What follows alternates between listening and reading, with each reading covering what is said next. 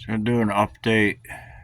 So these are 6 large PCBs, and this is a condition of after 4 sessions of reverse electroplating.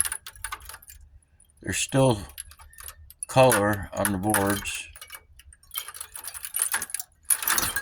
I did a previous video.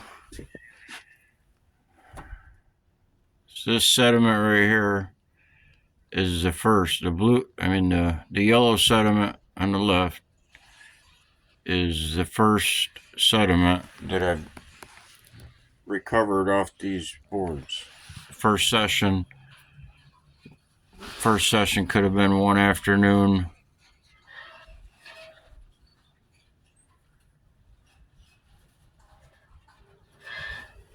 Of reverse electroplating.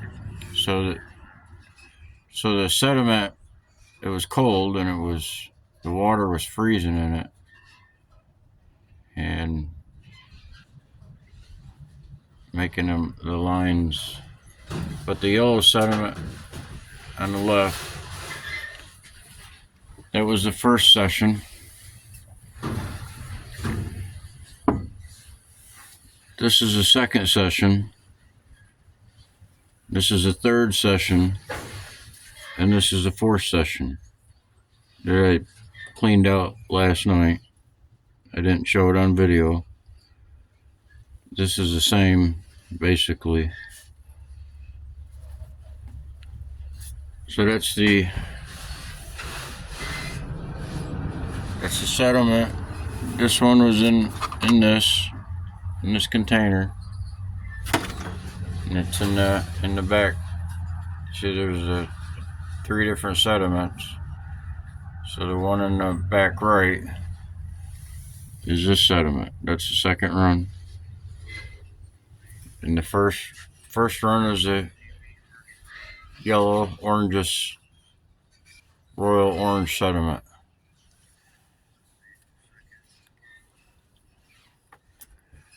So far, that's what's been recovered. Off 6 large PCBs. There's the condition.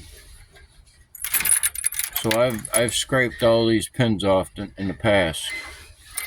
Scraped them all off the boards, and then I stopped scraping them off the boards. But before I stopped scraping them, all the pins, this is a big batch of pins and connectors that it took 2 months to reverse electroplating. It started with about 80 ounces. I didn't get a correct measurement to start with because it wasn't that important at the time, but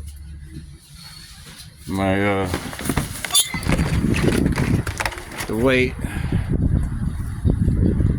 So I started at about 75 ounces probably, and I ended up with 53 ounces. That's what was left. So I extracted, but I have a little more than, because my measurements weren't exactly right. But so it took nearly 2 months to reverse electroplate them from scraping them off the boards. So I just scrape them. I just scrape the pins right off the boards, and then that's what's in here. All the different types, all these different types of pins, they've all been scraped off, cut right off, shaved right off this board. Everything, micro components, I would shave them right off and then organize them and put them in a big batch. That's what I used to do until now, because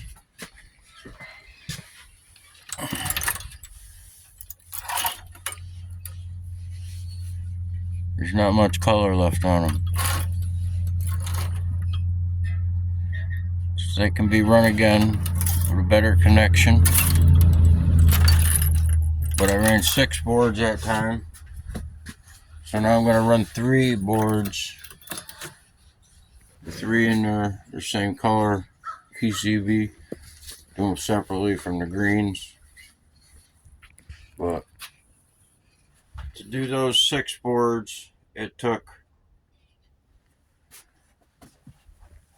to cover them with water, it took 1, 2, 3, 4, 5, 6, 7, 8, 8 to 9, 2 liters. So it's almost 20 liters to cover the 6 boards. So it won't take very much to cover these boards. I know they'd have a better connection and maybe deplate better, but I'll just cover these. I got each one has one wire connected to it. I'm gonna start it off the hot wire that's connected.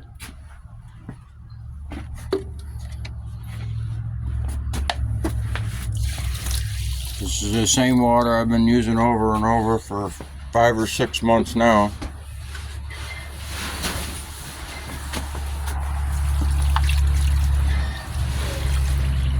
A little fuzz in the bottom. That's from the previous clean out of that sediment, and I can just collect that and add it to the stock pot. A little bit in each one from the clean outs. But these are about covered. A little fuzzy. Almost covered.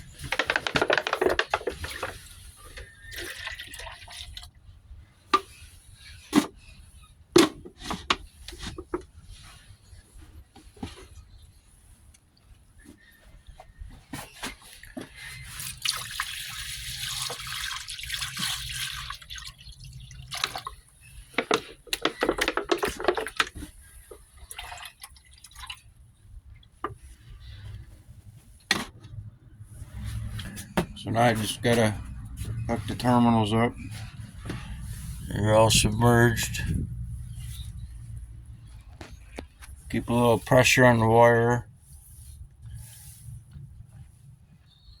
Maybe put something heavy on top of it to weight it down.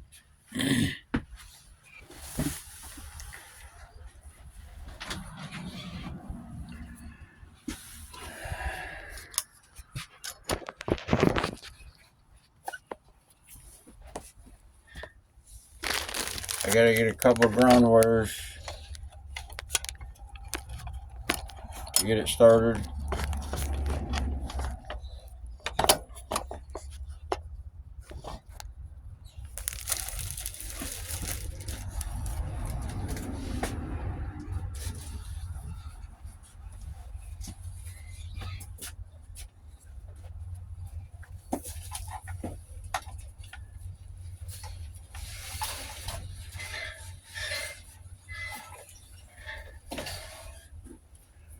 So it's just an old battery cable from a jump starter. And hook up the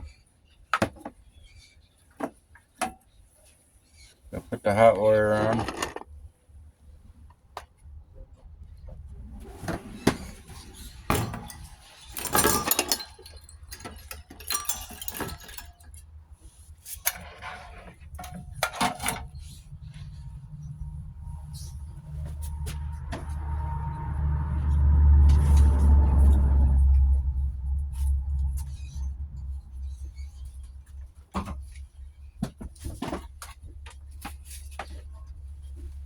So it's just another junker from a battery jumper box.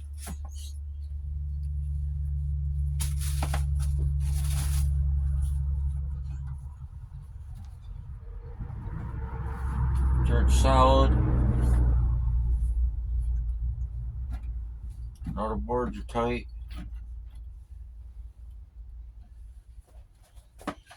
You just hook up the ground.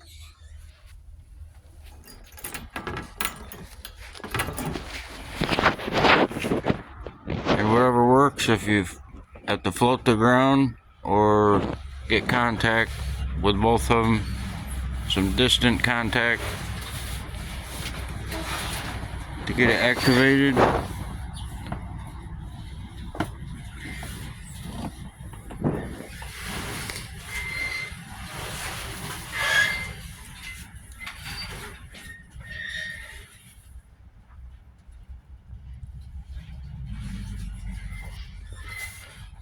See activity somewhere.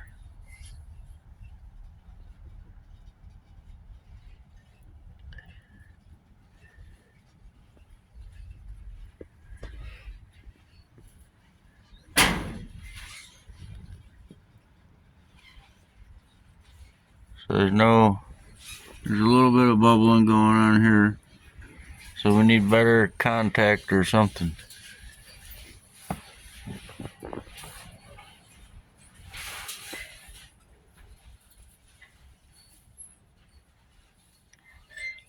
Not a direct short.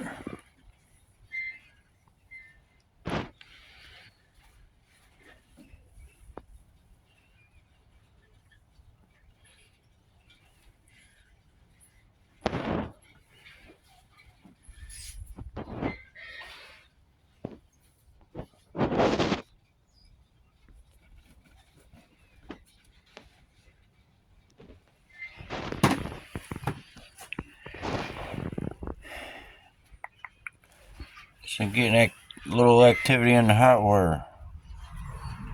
Hot wires are bubbling. When I get contact here,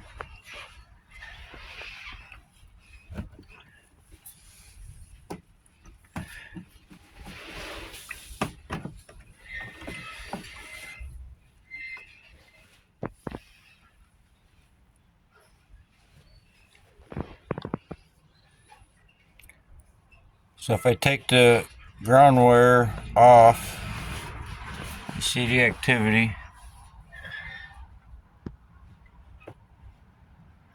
Take it off and let it float.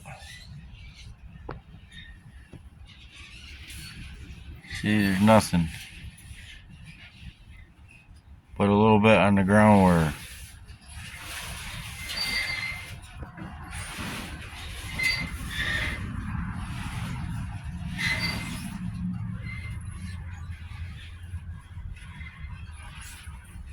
So that blue is the insulation on the copper insulation. So we got good activity on the ground wire just floating.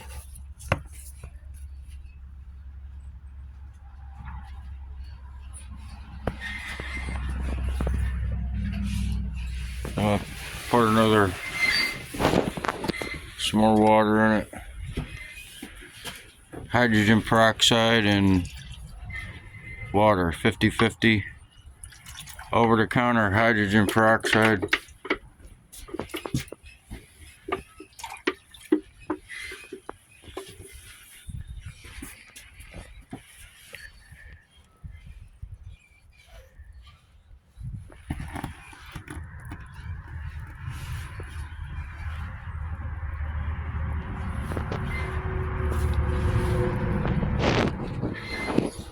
So it's light on the activity on the ground. So I'll take and just set it on top. Set it on top of the board. And we've got activity now on the hot wires. And now there isn't any on the ground wire. So I'll take the ground wire and put it off to the side. And now I got activity on the ground. And there's none on the hot wires. So either way it's shocking it. The boards are being shocked and it's accelerating the rusting process.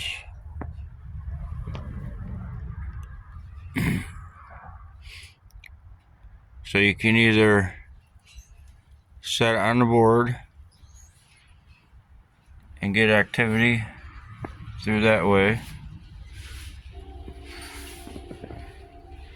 with some distant contact. So if I went and put this over here, we got close contact, and we don't want that. See? So that's close contact, and this is distant contact. For an almost short. See, it's not exactly shorting out. It's just allowing a path of current. It's either one way in or one way out of the battery. You reverse the current just like you would reverse a motor, spin the rotation.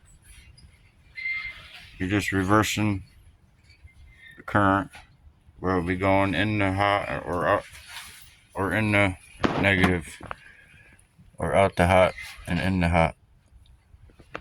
Either way, I'm going to run it because I have activity on 3 cables, and it's good activity. And I'll just leave that like that for approximately 10 to 15 hours. If I need to move it around to get contact again. But the first run, I'm pretty sure I hooked it up the same way, with the ground in contact with the board, not floating. Because I had three ground cables going to it. Just sitting on each board, or sitting on the edge of the board with a distant contact. And that just gets the electricity to flow a little more through the battery. But that's good for now. I can just leave that and see what sediment starts building up on the pins. So it's only been running for a couple minutes, and you see we already have sediment built up on the pins and the copper insulation on the cable.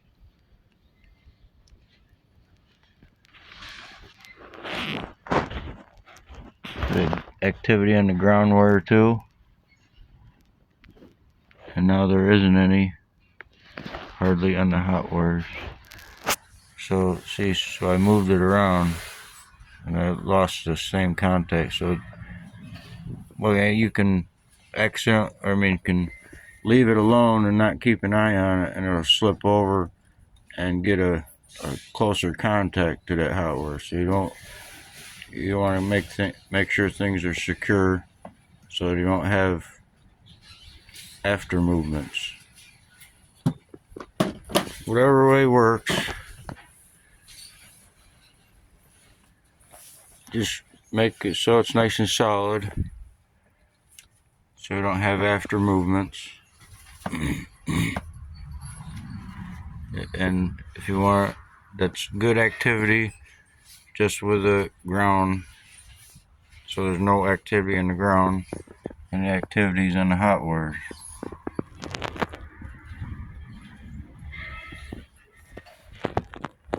So if you're getting good activity on one wire and there's less on another, we'll make an adjustment. Might have to put some pressure on a board, or move your ground wire around.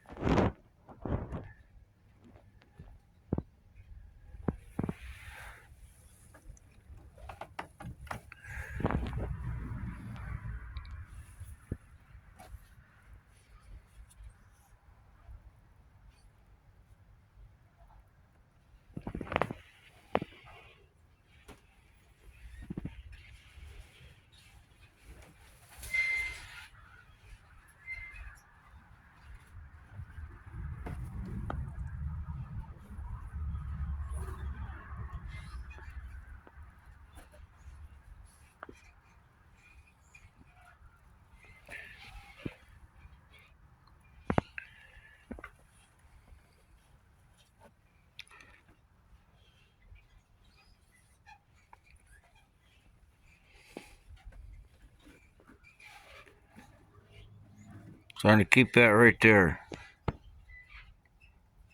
so we don't have any after movements.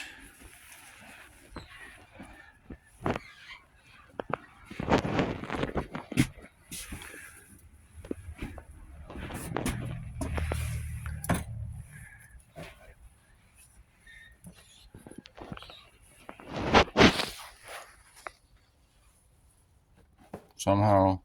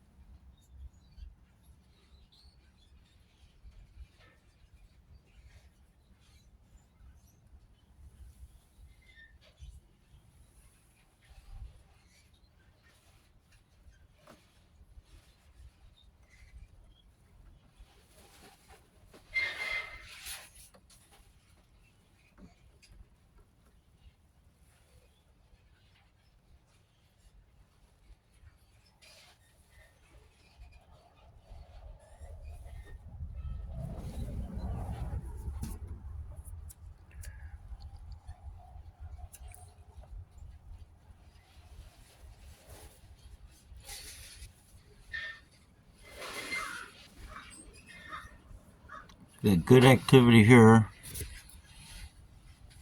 and less on those two, but there is activity, and the ground is just setting on the top.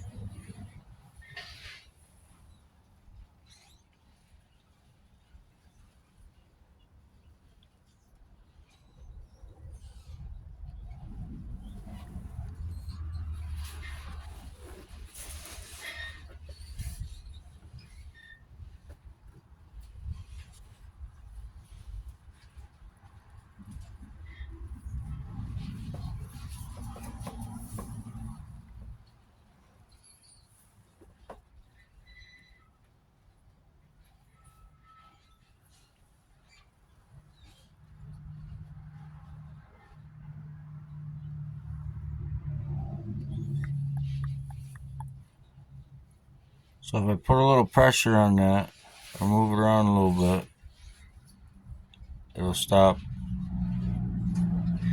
Or it's even better right there. Set to more of a short.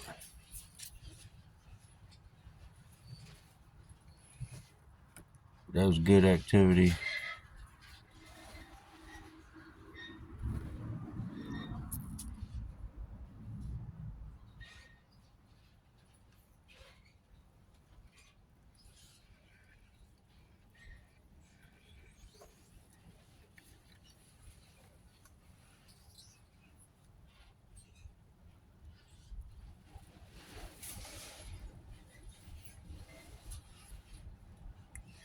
That one's not really doing anything.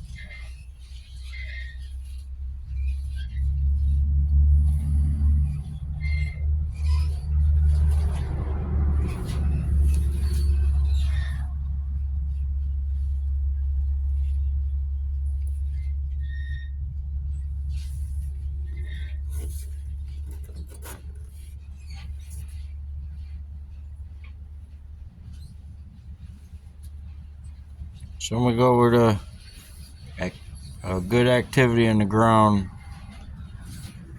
and not any on the hot wires, to put up a couple more grounds on the edges.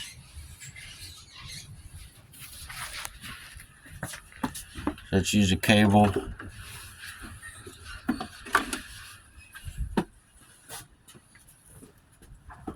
Run that over there, and this one in the middle.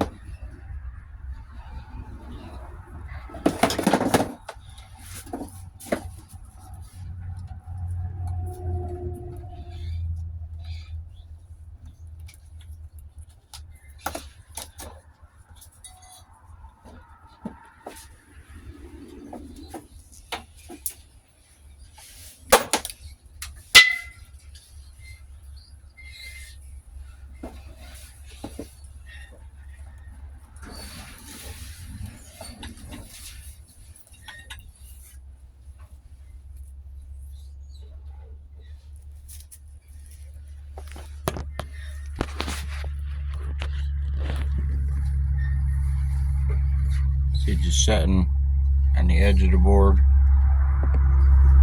Just gonna set these ones down in there.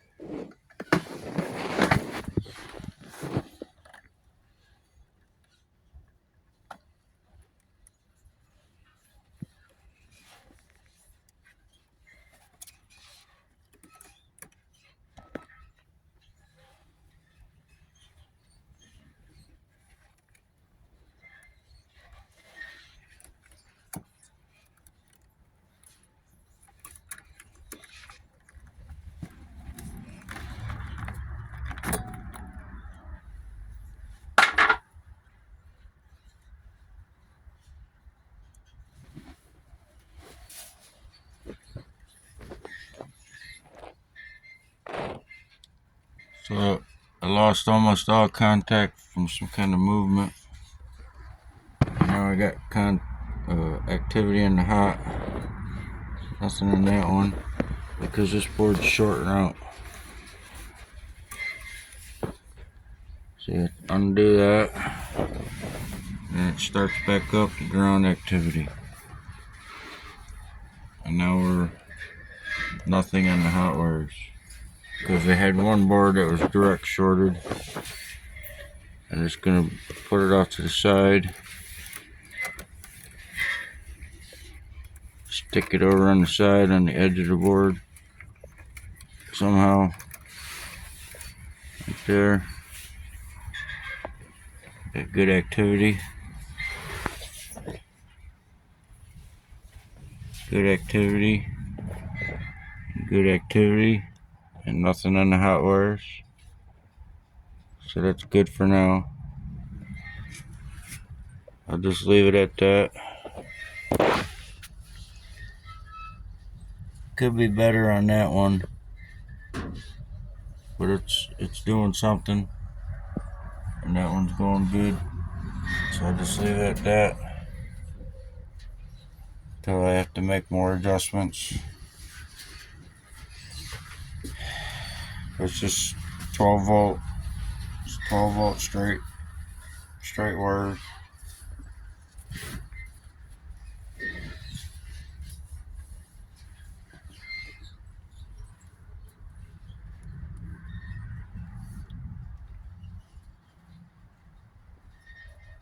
Hydrogen peroxide, over the counter hydrogen peroxide and water, about 50-50.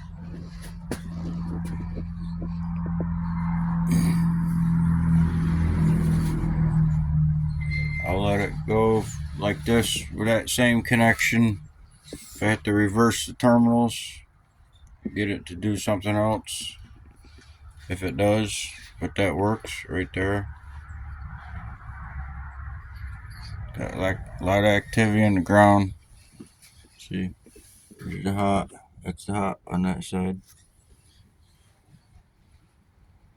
3 boards,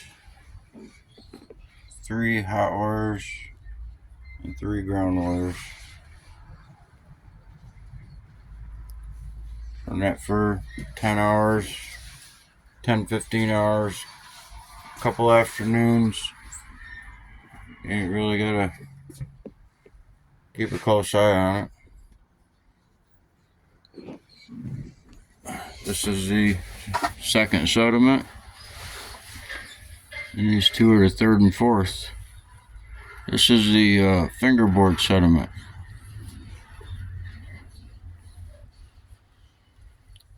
This is the fingerboard sediment, and this is the fingerboard sediment. These 3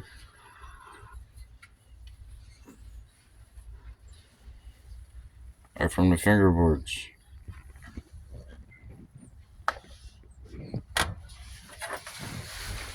This is the first and second run.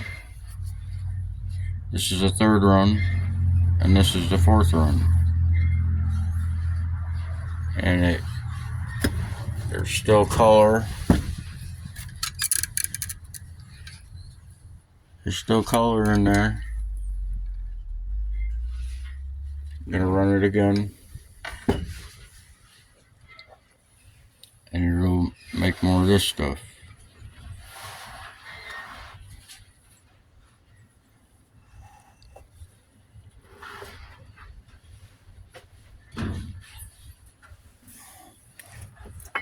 So this is the 4th run for the large PCBs. This is the second and third. Same stuff. Different day.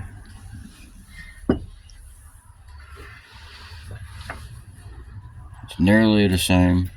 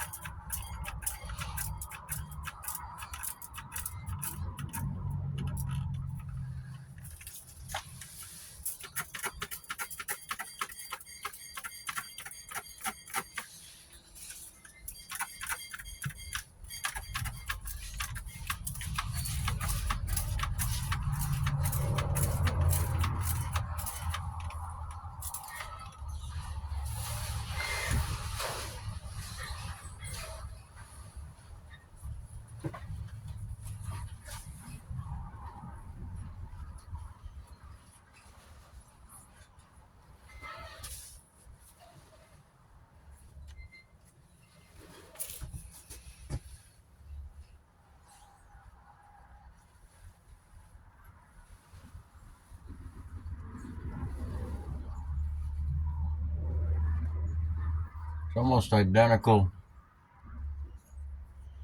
This is from the fingerboards. Same stuff. PCB sediment.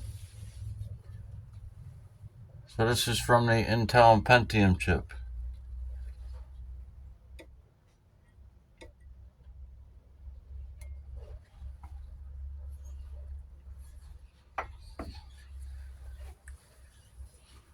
This is an Intel. So there's parts to this and parts to this that make that color, and a little bit of that.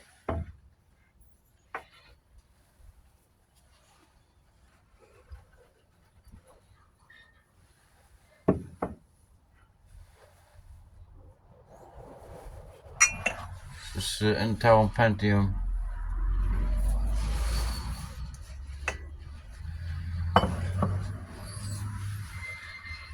Fingerboard sediment. Third run. First and second run fingerboard. Third run, fourth run for the fingerboards.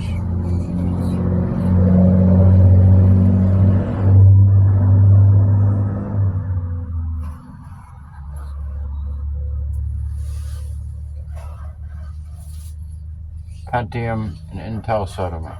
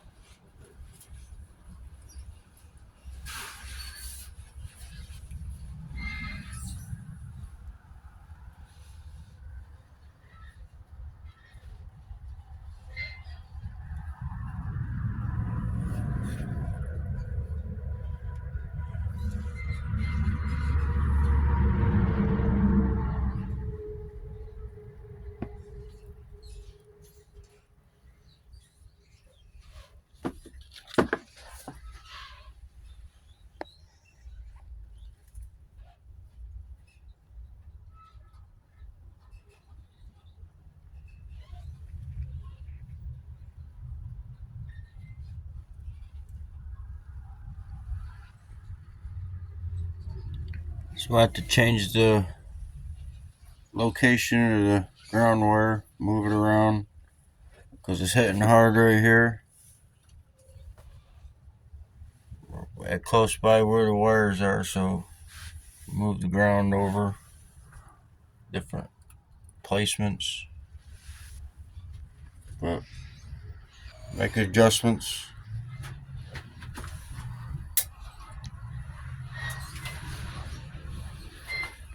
Hook up the battery charger for a half hour.